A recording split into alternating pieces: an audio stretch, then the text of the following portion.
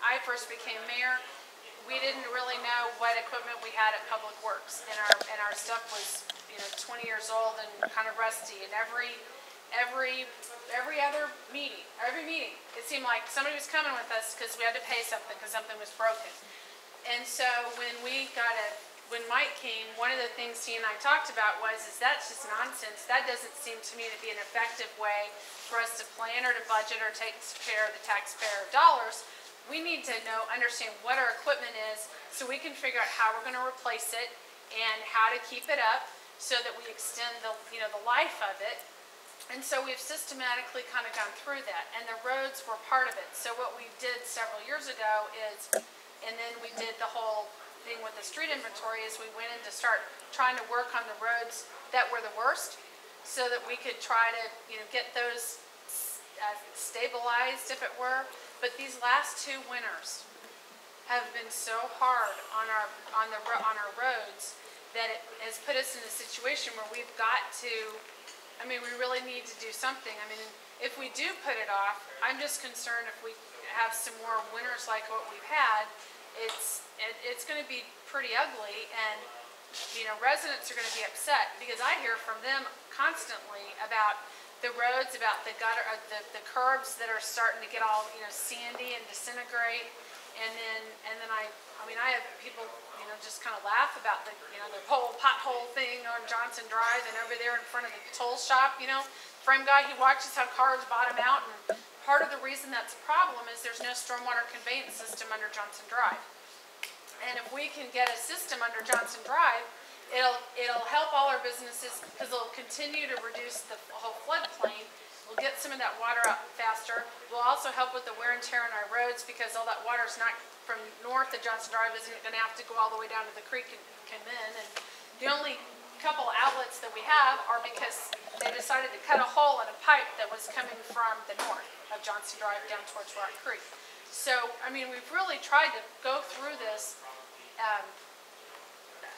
responsibly, and with Johnson Drive especially because it's such a vital artery to, I think, Mission in particular, but also our whole northeast Johnson County area, that when we go in to do this, we want to make sure that we get a conveyance system under, and so, there's stormwater dollars. We want to make sure that we're working with wastewater and Water One so that they go in there and replace those lines. And we've been very successful at the other places in Mission where we've redone the roads.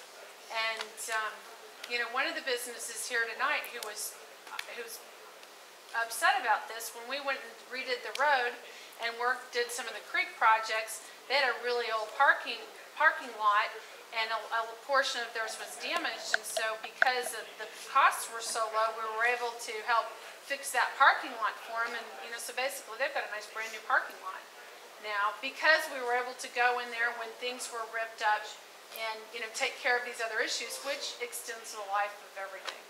Bill over here, he suggested that we just do a half-cent sales tax and do the whole thing by sales tax.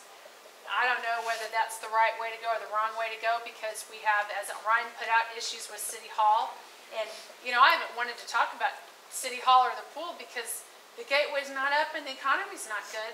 And while the pool's is an amenity and people want to have it for the community, we're not going to pay the $3 million to fix what needs to be fixing when it costs $5.5 million to put a new one in. And we don't. And so the timing on that's just not good. What's the matter with City Hall?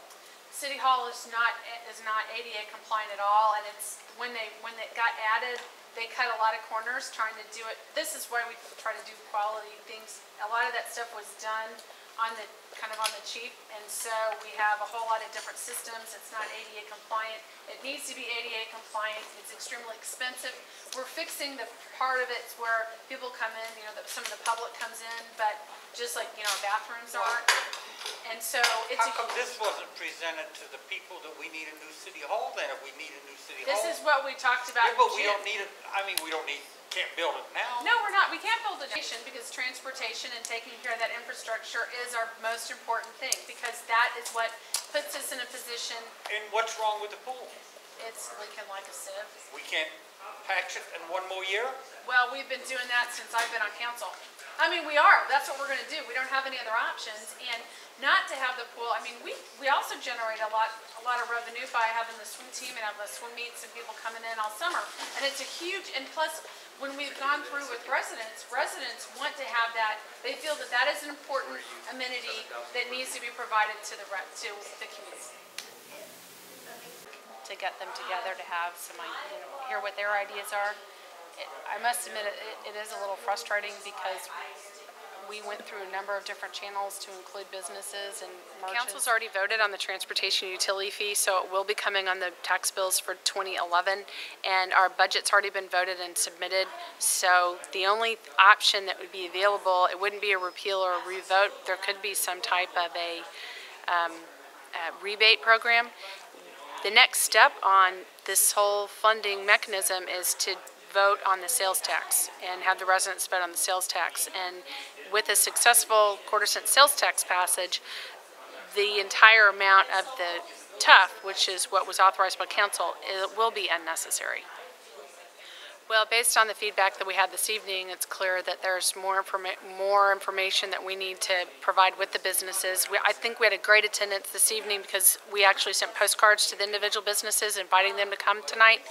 And so I've had some suggestions from businesses how to start at our meeting next time. In addition to that, I have agreed with the small businesses to get together so that we can all resolve this, because this is all of our community.